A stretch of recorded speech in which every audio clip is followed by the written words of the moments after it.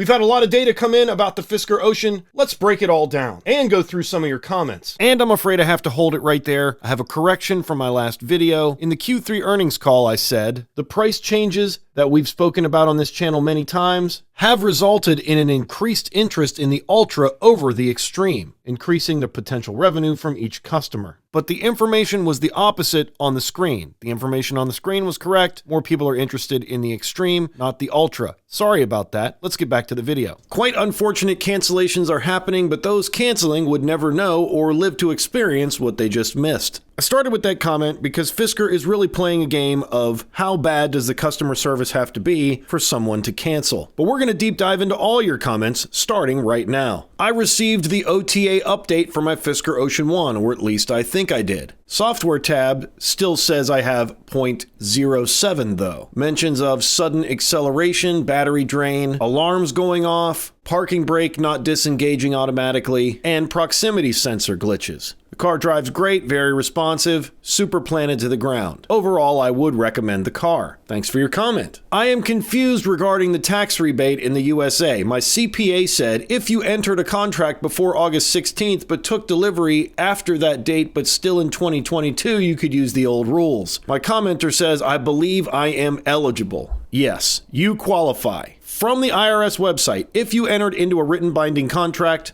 after December 31st, 21, before August 16th, 22, but took delivery after August 16th, 22, you may elect to claim the credit based on the prior rules. It doesn't say anything about when after August 16th, 2022 you take delivery. I told the commenter, send that information to your CPA, tell them to reread it, emphasize prior rules, and if that doesn't work, time to get a second opinion. Is there any way you can do an update to the tax credit video? Unfortunately, there's no need because if you didn't get in before August 16th, 2022, there's no tax credit in the US, at least at the federal level.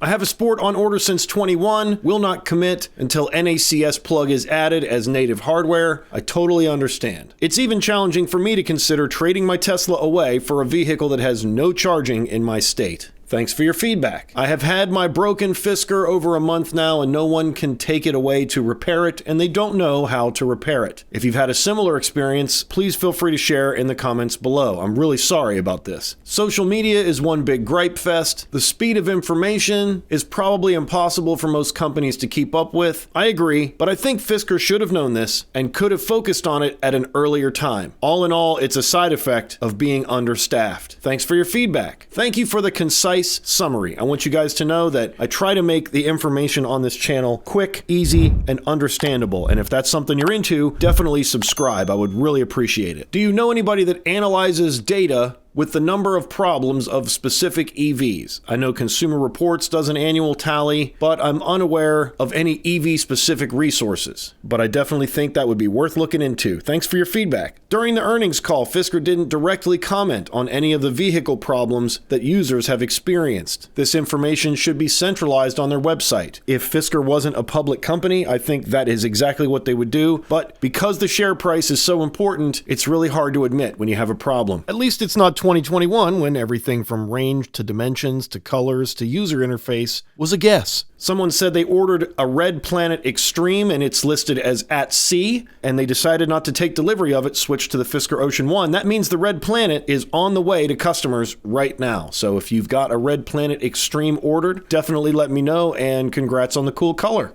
Over-the-air updates are rolled out in Norway for Fisker Ocean 1, but I had to go back to the delivery point to get the software update. The vehicle is very stable now, with few of the initial software-related quirks. Too bad too many who have not ordered or received their Ocean yet are unhappy or losing trust. I'm glad the rollout is going smoothly in Norway. Fisker cannot control opinions. The only thing they can do is control the experience. Image and perception are big deals, and often deal breakers for the average consumer. Thanks for your feedback. How could they not plan in advance for the necessary logistics? This has forced them into crisis management mode. Well put. Couldn't agree more. I feel like the cost cutting went too far, and the customer experiences that people send me, especially on my email, adamsevreviews@yahoo.com, sound like a company in crisis mode. Thanks for your feedback. As a side note, I respond to every comment on this channel, as well as every email, and I appreciate all of your feedback. If you think this stuff is helpful, you could help me out at Patreon. It's $3 a month, link in the description. And a sincere thank you in advance. Is there no tax on these vehicles, like state tax? How do they get away with that? Great question. I'm in a state where it's illegal to buy a direct sales vehicle, and Fisker cannot collect the sales tax on the vehicle on my behalf unless I give them power of attorney, which it looks like Connecticut is doing. I'm responsible for paying it out of pocket when I register. Thanks for your comment. Here is an example of that process from Connecticut. I was emailed a vehicle journey doc packet from Adobe Acrobat. There was a power of attorney document included, so Fisker could register my vehicle to the Connecticut DMV. I guess that means Connecticut allows electronic signatures. I think I remember hearing that Pennsylvania buyers were FedExed their documents. Once completed, Adobe Acrobat sent a confirmation email to all parties. Thank you so much for sharing this. If you have any experiences from registering your vehicle, signing the documents, or anything of that nature, definitely let me know in the comments below, or send me an email at adamsevreviews@yahoo.com. The more I can share with the community, I feel like the better off we'll all be. Thanks for your feedback.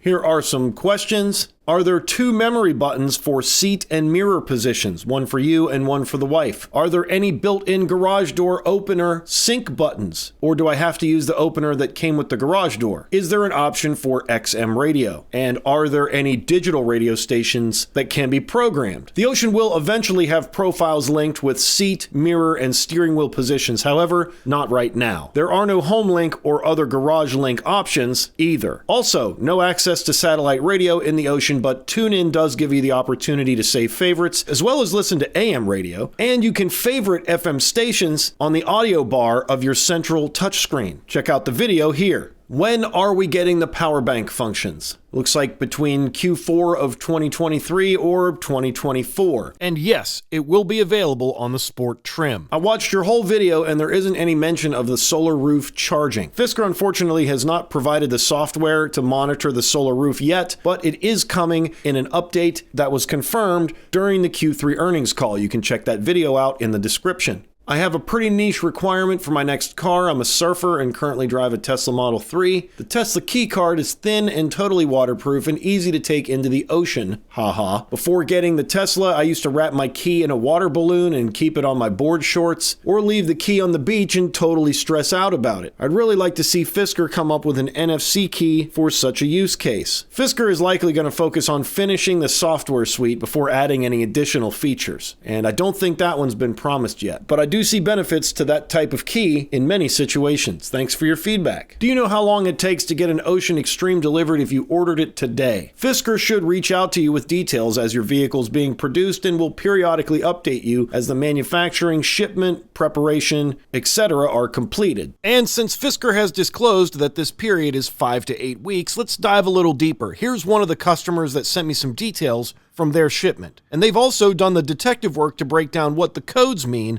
as this element is inspected. And as we can see here, the ETA section is empty, and the code for the current vehicle is C080, which is at sea. Vehicle status code C100 at port, C130 at facility.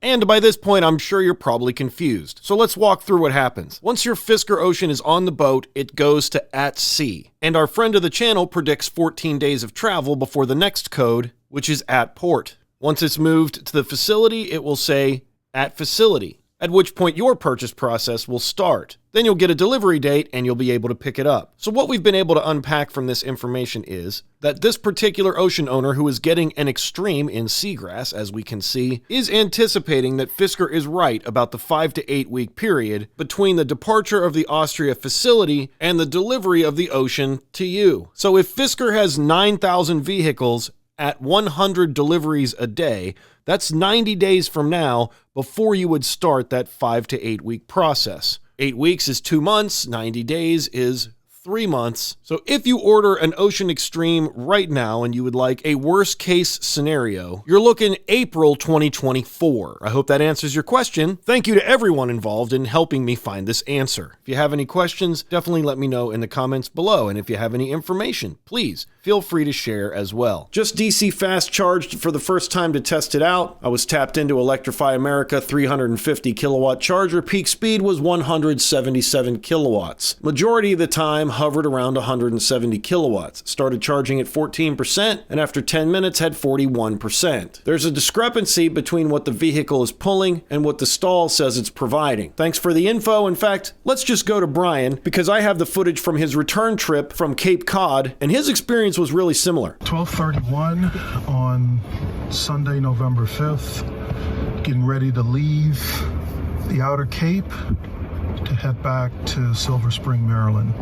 Charged to 100%, still indicating 360 miles of range. He drove for 4 hours and 40 minutes to an 8-stall Electrify America station at the Ridgeway Shopping Center. He arrived with 44 miles of range and 14% battery. He had traveled 257 miles. So, assuming the 14% remaining could actually be 44 miles of range, if you do the math, that leaves Brian at 301 total miles during this highway trip. He also indicated the entire drive was in Earth mode, except at the very end. In order to have some extra acceleration on some back roads, he switched to Fun mode right before arriving at the charger. All right, so after a couple of failed charging sessions, which I'm not sure are the fault of Electrify America, I'm finally connected and charging at a 350 kilowatt unit here in Stamford, Connecticut, and plugged in at 15% state of charge. Right now we're already after 1 minute at 18% state of charge, and this is about as fast as I've ever seen the Fisker Ocean charge. Right now we're right at 169. I will time this puppy and see how long it takes us to go from 15% state of charge to 80%, and right now I've got my charge limit set to 85. So according to this, driver display is showing 172, but the Electrify America station's actually showing 176 kilowatts right now being pushed at 23% state of charge, just 3 minutes into this charging session. But I'm not satisfied, right? This is 2023. I will continue to monitor this. And I figured you guys would be interested in looking at that graphically. And for those of you familiar with the channel, you know that means I'm making a low-res chart. We ended up with a 124 kilowatt average speed from 14 to 85% over 36 minutes. Your charge curve is in blue, 74.6 kilowatt hours added in 36 minutes, which is the same amount as a 10 to 80% charge. So I'm willing to conclude that right now, with Fisker's current software and hardware communication, that the most the Ocean can accept in the United States from Electrify America is right around 175 kilowatts. Let me know your thoughts in the comments below. Just ordered my Sport. I'm in Maryland. Can someone recommend an electrician? Since a lot of new Fisker owners will be new EV owners as well, let's just go through the process. First, you want to decide what your hardware is going to be. You can get the Fisker plug, you can get the Tesla Universal Connector, which is as future-proofed as you can get because vehicles are eventually going to go to NACS, and Bill recommended that Emporia charger. Once you've selected your hardware, you need to know whether or not you're going to use a plug or a NEMA 1450 outlet. Those need to be made by Hubbell or Bryant. The other ones, like the ones you would buy at Lowe's or Amazon, are not suited for the current that an EV charger asks for. In fact, if we look closer, we can see that 2 of these plugs are for EVs and the other one is not. You need industrial grade. And the proof's in the picture. There's a picture of an EV on these Hubbell and Bryant chargers. Try finding that at Lowe's. And don't trust your electrician to do this either, because there's a gigantic difference in cost and the electrician may just go with the cheapest thing, thinking you're trying to save money on this install. Once you've gotten the hardware, and I would wait until it's delivered to you and you actually have it, you want to call around to local electricians. If you know a real estate agent, they usually have a good relationship with electricians. Also, if you know any general contractors or house inspectors, those folks can also help you find some electricians. Once you've got some numbers, make some calls, and make sure that those electricians have EV charger installation experience. And after that, make your choice based on price, availability, whatever else you decide. But if you hear dryer plug, run. An EV charger and a dryer both have a 240 volt outlet, but outside of that, that, there's not a lot in common. Feel free to share your thoughts in the comments. I hope this helps. Thanks for your videos. Waiting for an Ocean in Belgium. It seems that the range in warm conditions is close to what Fisker's promising, but worried about cold weather. Any feedback on that? This is a legitimate concern. Your range will definitely decrease in colder temperatures. It's best to assume 20% loss. The mileage rating is based on standardized conditions. EV batteries like to be between 20 and 35 degrees C. The further the ambient temperature is from that, the harder the heat pump or whatever battery temperature management systems are equipped has to work. Thanks for your comment. It's pretty crazy that Fisker isn't covering these vehicles in transport. Very good point. Fisker noted during the earnings call that there is a shortage of covered trucks. And that could be true, or enclosed trucking is expensive, and Fisker was trying to cut costs. Remember the initial batch of Oceans that came to the United States? Here's what they looked like.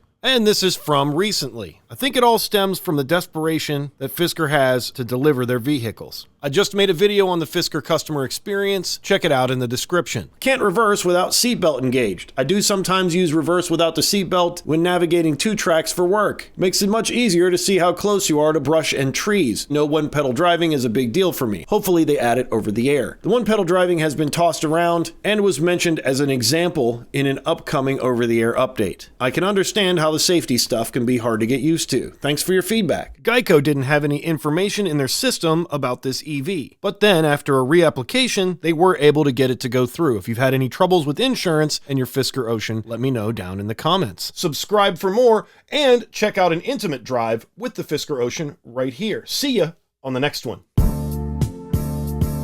Hey, smash the like button. Thank you.